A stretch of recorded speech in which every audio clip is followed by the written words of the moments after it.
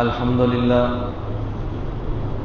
لله وحده لا شريك له والصلاة والسلام على من لا نبي بعده أما بعد فأعوذ بالله من الشيطان الرجيم بسم الله الرحمن الرحيم يا أيها الذين آمنوا أطيعوا الله وأطيعوا الرسول وأولي الأمر منكم فإن تنازعتم في شيء فردوه إلى الله والرسول إن كنتم تؤمنون بالله واليوم الآخر ذلك خير وأحسن تأويلا اللهم صل على محمد وعلى آل محمد كما صليت على إبراهيم وعلى آل إبراهيم إنك حميد مجيد اللهم بارك على محمد وعلى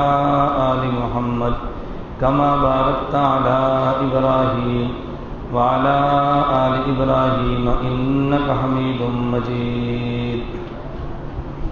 میرے نہایت واجب الاحترام بزرگوں، مسلک اہل سنت والجماعت سے تعلق رکھنے والے نوجوان دوستوں اور بھائیوں، میں نے آپ حضرات کی خدمت میں قرآن کریم کی ایک آیت کریمہ تلاوت کی ہے، اور اس آیت کی روشنی میں مسلک اہل سنت والجماعت احناف دیوبند میں دلائل کے ساتھ پیش کروں گا۔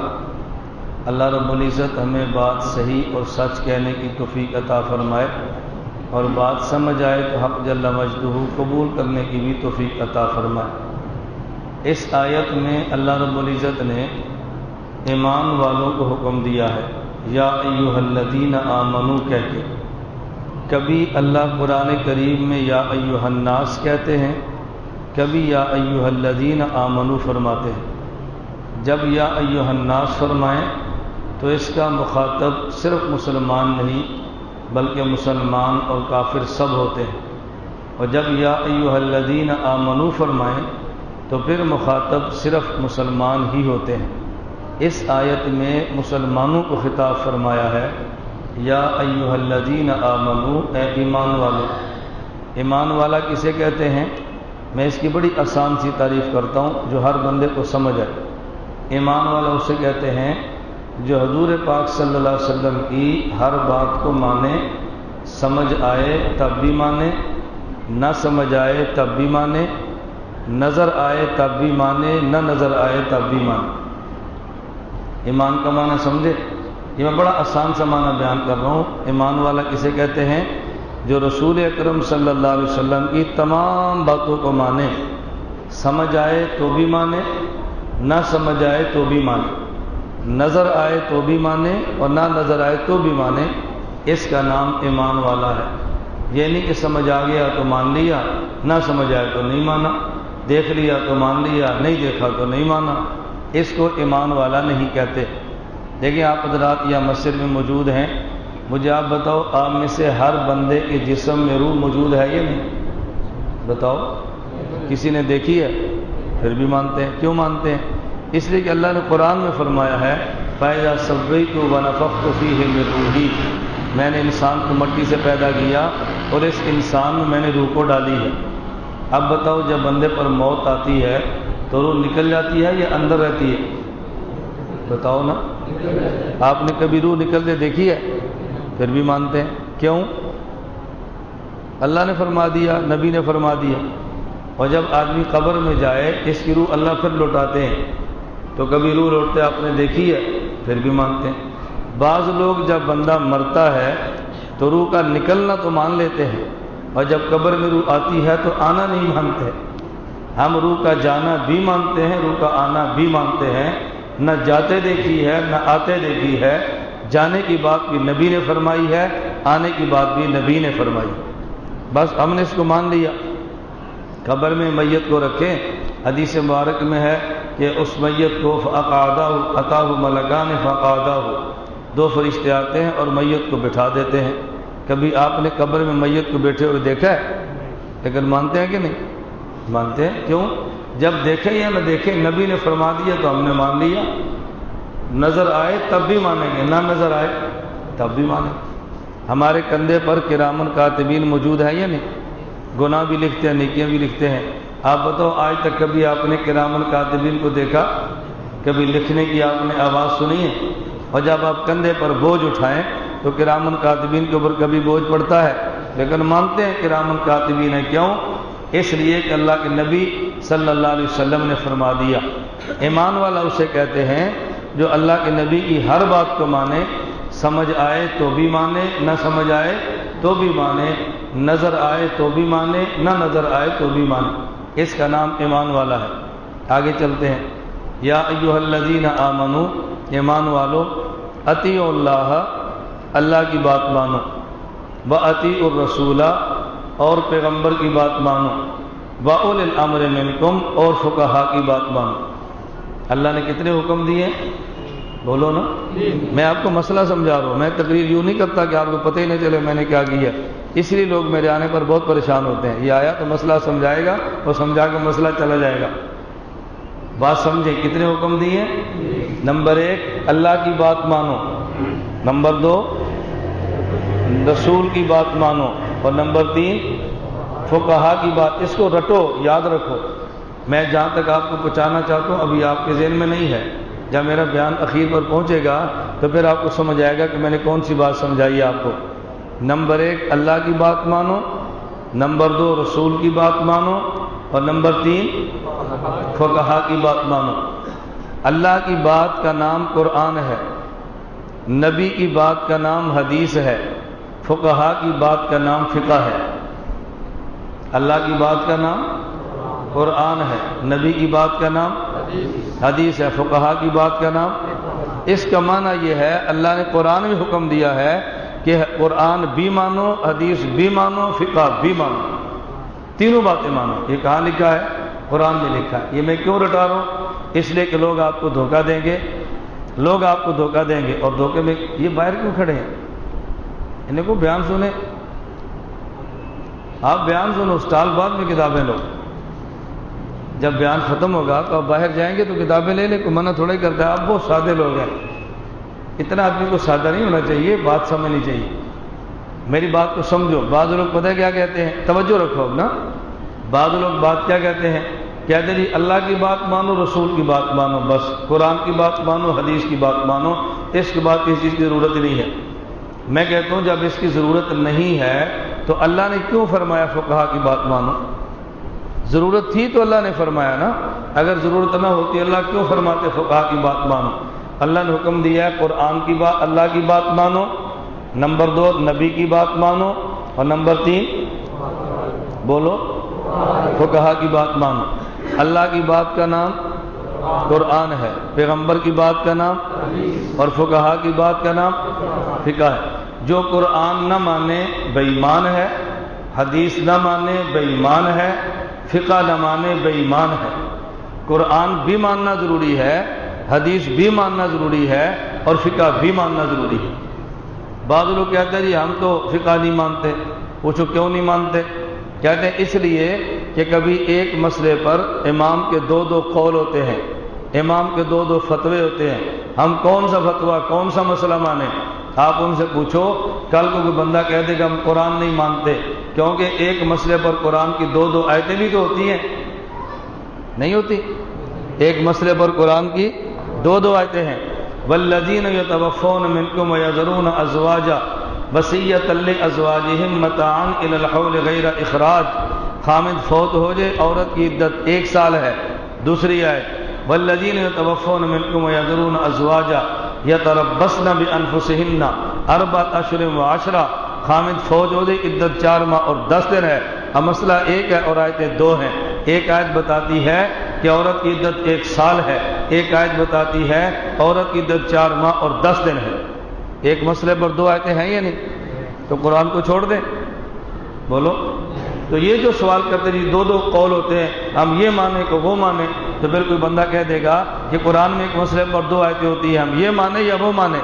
توجہ رکھنا، جو آپ اس کا جواب دیں گے نا وہی جواب فقہ کا ہوگا۔ لوگ پتہ کیا کہیں گے؟ اچھا اسی طرح ایک مسئلے پر 2 حدیثیں بھی ہیں، ایک مسئلے پر 2 حدیثیں بھی ہیں۔ توجہ رکھنا، ایک حدیث کون سی ہے؟ نبی پاک صلی اللہ علیہ وسلم نے نماز پڑھی ہے اور آمین اونچی آواز سے فرمائی ہے۔ دوسری حدیث نبی پاک صلی اللہ علیہ وسلم نے نماز پڑھی ہے اور آمین آہستہ فرمائی ہے۔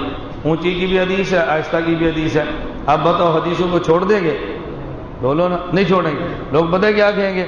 کہیں گے جی ہم قرآن کریم کو مان لیں گے، بھائی ایک مسئلے پر جو 2 آیتیں ہیں اس کا جواب کیا دو گے؟ تو لوگ کہتے ہیں اس کا ہم جواب یہ دیں گے کہ جو آیت پہلے دور کی ہے اس پر عمل نہیں کریں گے، اور جو آیت بعد کے دور کی ہے ہم اس پر عمل کریں گے۔ ہم کہتے ہیں فقہ میں بھی امام کا ایک قول پہلے دور کا ہے، ایک قول بعد کے دور کا ہے، کتابوں میں دونوں قول لکھے ہیں، پہلے دور کا قول چھوڑ دیتے ہیں اور بعد والے قول کو لے لیتے ہیں۔ کوئی اشکال ختم ہو گیا کہ نہیں؟ آج آپ کی مسجد میں نماز کتنے بجے ہوئی ہے عصر کی؟ 5:45۔ پورا سال 5:45 ہی ہوتی رہے گی؟ یہ کوئی ٹائم بدلتا ہے؟ ایک مہینے بعد ٹائم کیا ہوگا جی؟ 5:30۔ آپ کے مفتی صاحب نے اعلان کیا بھی نماز 5:45 بجے ہوگی، اور ایک مہینے بعد اعلان کیا کہ نماز 5:30 بجے ہوگی۔ آپ کہتے ہو ہم مفتی صاحب کو نہیں مانتے، کبھی 5:45 کہتا ہے کبھی 5:30 کہتا ہے۔ ایسے کہہ سکتے ہو؟ آپ نے کہنا نہیں، پہلے اعلان 5:45 کا تھا، اب اعلان 5:30 کا ہے، پہلے وہ اعلان تھا اب یہ اعلان ہے۔ اسی طرح اگر امام ایک فتویٰ دے، ایک قول پہلے دیتا ہے ایک قول بعد میں، تو پہلے والے قول کو کتابوں میں لکھتے ہیں، عمل اس پہ نہیں ہوتا، عمل بعد والے قول پر ہوتا ہے۔ جیسے قرآن کی ایک آیت پہلے دور کی ہے ایک بعد کے دور کی ہے، تو پہلے دور اور بعد والے دور کو مانتے ہیں، لیکن عمل پہلے والے دور پر نہیں ہوتا، عمل آخری والی آیت پر ہوتا ہے۔ عورت کی عدت 1 سال اور 4 ماہ 10 دن دونوں آتے ہیں، لیکن آج اگر کوئی مسئلہ پوچھے عورت کی عدت کتنی ہے تو 4 ماہ اور 10 دن کہتے ہیں، 1 سال والی بات نہیں کہتے۔ 1 سال حکم پہلے تھا، اس کو خدا نے منسوخ کر دیا اور بعد میں 4 ماہ اور 10 دن والا حکم جاری فرما دیا۔ میری بات اب سمجھ آ رہی ہے؟ اچھا، جب ہم نے کہا بھئی 2 حدیثیں ہیں تو پھر کس حدیث پہ عمل کرو گے؟ لوگ فوراً کہتے ہیں جو حدیث صحیح ہوگی اس پر عمل کریں گے اور جو ضعیف ہوگی اس کو چھوڑ دیں گے۔ کہتے ہیں کہ نہیں؟ اگر 2 حدیثیں ایک صحیح اور ایک ضعیف تو کیا کہتے ہیں؟ صحیح کو لیں گے اور ضعیف کو؟ ہم بھی کہتے ہیں امام کے 2 قول ہیں، ایک قول راجح ہے ایک قول مرجوح ہے، راجح قول کو لیں گے مرجوح کو چھوڑ دیں گے۔ اس میں سوال کون سا ہے؟ اللہ میں بات سمجھنے کی توفیق عطا فرمائے۔ میں وہ بات کہہ رہا ہوں جو آپ کی فقہ پر اعتراض ہوتے ہیں اور آپ بڑی جلدی اپنی فقہ کو چھوڑ دیتے ہیں، کبھی امام کو چھوڑ دیا، کبھی فقہ کو چھوڑ دیا، اور کبھی اپنی حنفیت کو چھوڑ دیا، کبھی تقلید کو چھوڑ دیا۔ چھوٹی چھوٹی باتوں پہ آپ دائیں بائیں نہ جایا کریں۔ ایک شخص مجھے کہنے لگا، توجہ رکھنا، کہتے جی ہم فقہ کو مانتے ہیں لیکن ہمارا ایک سوال ہے۔ میں نے پوچھا کیا سوال ہے؟ کہتے ہیں یہ تمہاری جو فقہ حنفی ہے یہ کس کی فقہ ہے؟ میں نے کہا امام اعظم ابو حنیفہ رحمۃ اللہ علیہ کی۔ کہا جی تم اپنی فقہ کے سارے مسئلے اپنے امام ابو حنیفہ سے سند کے ساتھ ثابت کر دو، ہم تمہاری فقہ کو مان لیں گے۔ سوال سمجھ آیا؟ کیا سوال کیا؟ تم اپنی فقہ کو اپنے امام سے سند کے ساتھ ثابت کر دو، ہم مان لیں گے۔ اب آپ کی سوال کریں گے تو سند تو آپ کو ملنی نہیں ہے، اور اہل حدیث اور غیر مقلد سلفی مولوی چیلنج کرے گا یہ میرے پاس گاڑی کی چابی ہے، اگر کوئی مولوی ثابت کر دے تو میں گاڑی دے دوں گا، میں مذہب بدل دوں گا، چیلنج کرے گا۔ آپ نے کہنا یار بہت بڑا عالم ہے، اس کا چیلنج قبول ہی کوئی نہیں کر رہا۔ ذرا بات کو سمجھنا۔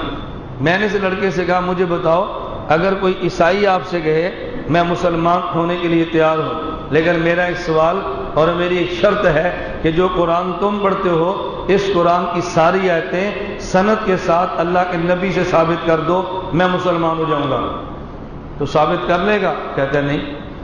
آپ نے قرآن کریم دیکھے ہے نا؟ کسی قرآن کے شروع میں آپ نے کبھی سند دیکھی ہے؟ کبھی سند نہیں لکھی ہوتی۔ دنیا میں سارے قرآن بلا سند چلتے ہیں، بغیر سند کے۔ میں نے کہا عیسائی کہتا ہے میں مسلمان ہوں تو لیکن میری شرط ہے کہ تم ساری آیتیں تم جو کہتے ہو نبی پر قرآن اترا ہے، نبی نے دیا ہے، تو سند کے ساتھ مجھے اپنے نبی سے آیتیں ثابت کر دو، میں مسلمان ہو جاؤں گا۔ کیا جواب دے گا؟ سند سے ثابت کر لے گا؟ مجھے کہتا ہے جی نہیں۔ تو میں نے کہا پھر عیسائی کا کیا کرو گے؟ فوراً وہ غیر مقلد کہنے لگا اہل حدیث، وہ کہتا ہے کہ دیکھیے ہمارا قرآن ہمارے نبی سے تواتر کے ساتھ ثابت ہے۔ کس سے ثابت ہے؟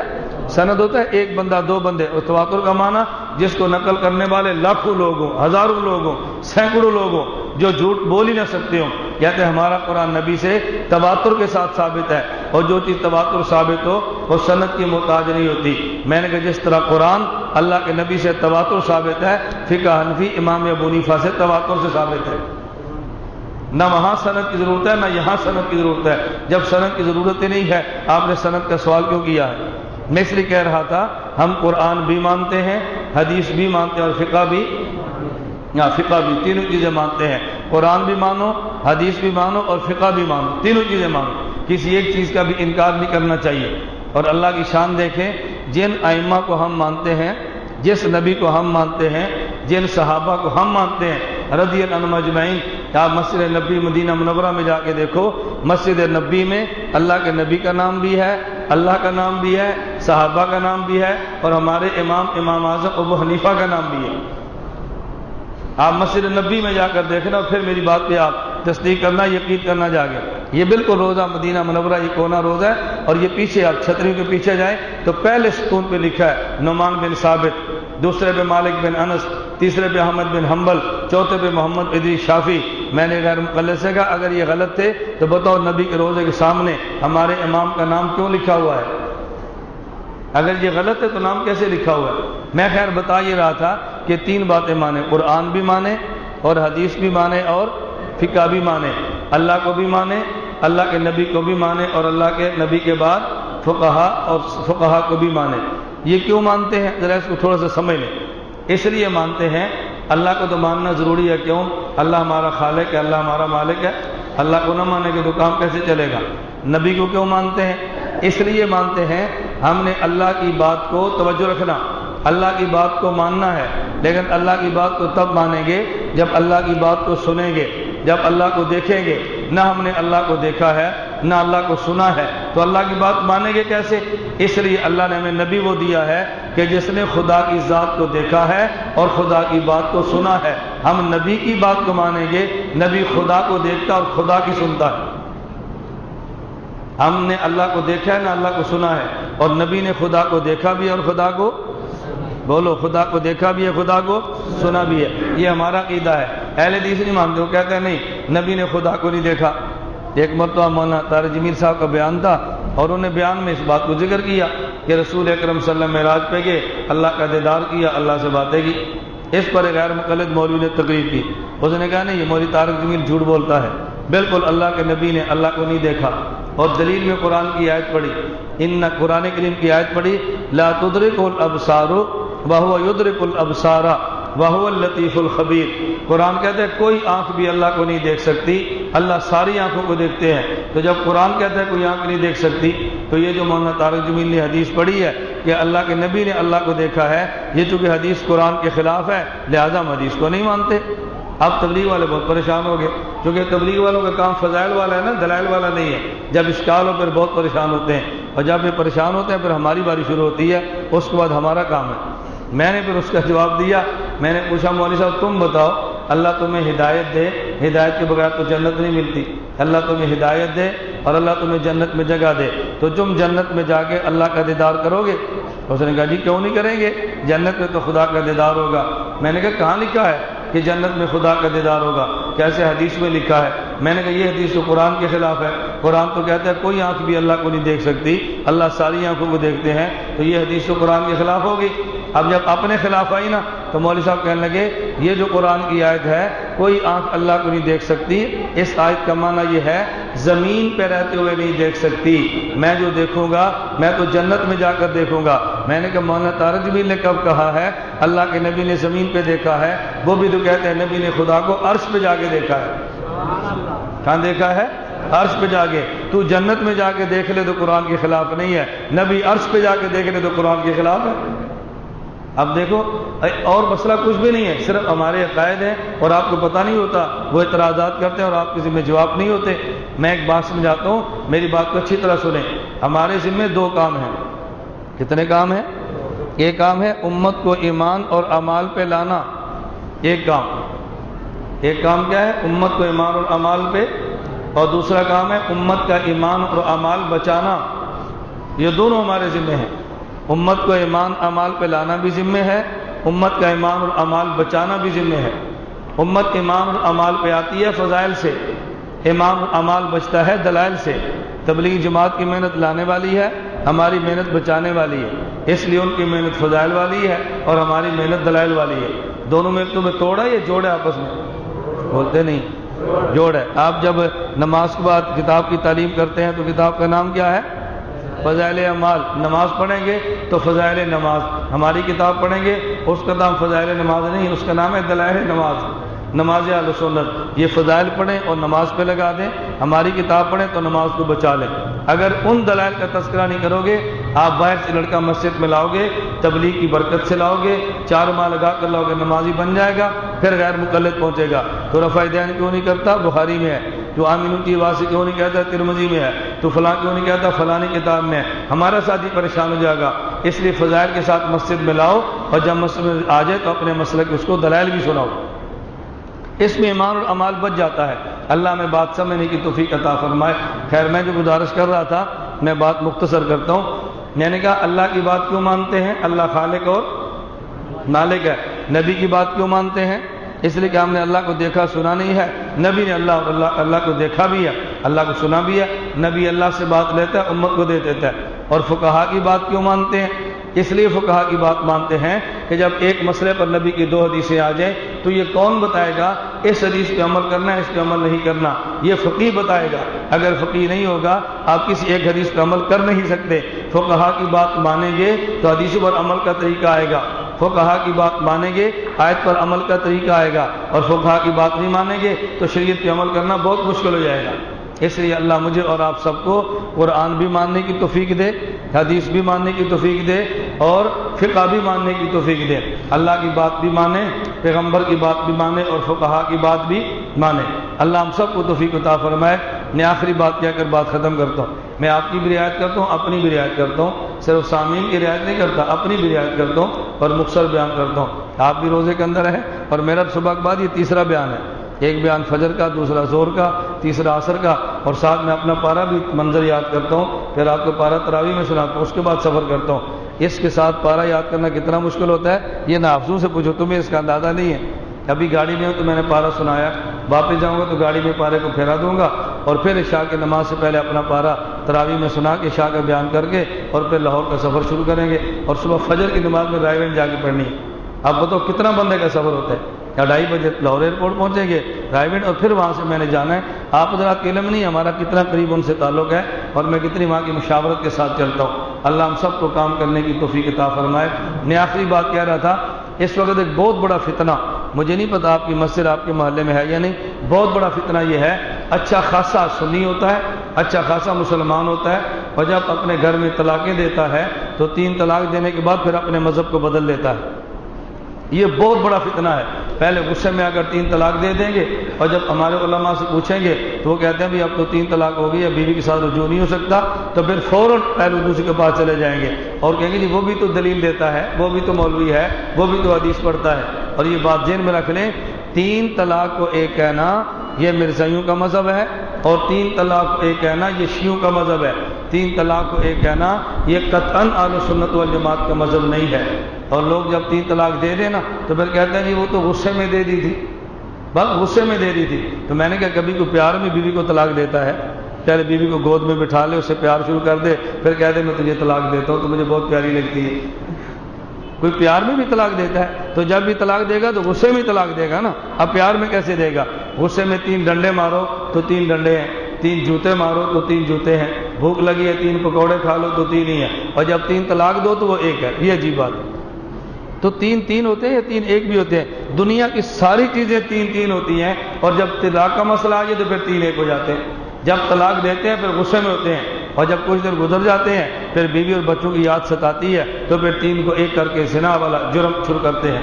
کہ میری بات کان کھول کے سنو، اللہ کی قسم اٹھا کر میں یہ بات کہہ رہا ہوں، اگر کوئی بندہ بازار سے رنڈی لے کر آئے اور زنا کرے، اتنا بڑا جرم نہیں ہے جتنا 3 طلاق دینے کے بعد بیوی کو گھر رکھے تو بڑا جرم ہے۔ اس کے اوپر کفر کا خطرہ ہے۔ اس کی وجہ کیا ہے؟ وجہ یہ جو زنا کرتا ہے وہ تو کہتا ہے میں گناہ کرتا ہوں، توبہ کرے گا، اور جس نے 3 کے بعد گھر رکھی ہے وہ تو نکاح سمجھ کے رکھتا ہے۔ آپ کے گھر میں کوئی لڑکا بازار جائے اور بازار سے لڑکی لے کر آئے، آپ اس کو گھر سے نکال دیں گے، شیطان تجھے شرم نہیں آتی؟ تیری ماں اور بہنیں گھر گئے تو کس منہ سے لے کر آیا؟ آپ لڑکے کو گھر نہیں آنے دو گے، اور 3 طلاق دینے والا بیوی گھر میں رکھے اس کو کوئی بھی برا محسوس نہیں کرتا۔ تو 3 طلاق دو تو 3 ہوتی ہے، 3 طلاق دو تو 1 قطع نہیں ہوتی، اور اسی وجہ سے لوگ اپنا پھر مذہب بدل لیتے ہیں۔ اہل حدیث بالکل تیار بیٹھے کو جو میں نے 3 طلاق دی ہے فوراً فارم دیں گے، ہمارا مذہب پر کرو، ہم حرام کو حلال کر دیتے ہیں۔ اللہ پاک ہمیں حرام سے محفوظ رکھے، اللہ حلال ہی عطا فرمائے۔